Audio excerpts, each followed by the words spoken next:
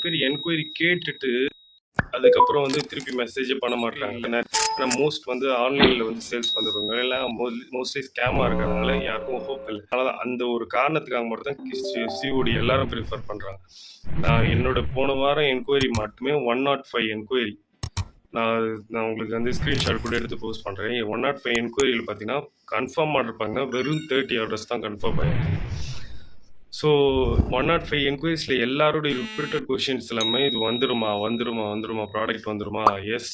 கொஞ்சம் டிலே ஆக தான் செய்யும். ஏன்னா ஸ்டாக் இல்லைன்னா இது ஃபுல்லாக ஹெர்பல்ஸு. நாங்கள் ஸ்டாக்கை வச்சுக்க மாட்டோம். கெமிக்கல்ஸ் யூஸ் பண்ணவும் மாட்டோம். ஏன் நம்மளுடைய பேர்லேயே வந்து Hi Glow Herbal Care herbal products இருக்கிறதுனால நம்ம கெமிக்கல் யூஸ் பண்ணக்கூடாது.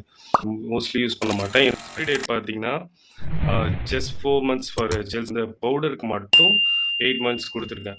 கெமிக்கல் யூஸ் பண்ணாமல் இது பண்ணுறதுனால இவ்வளோக்கு.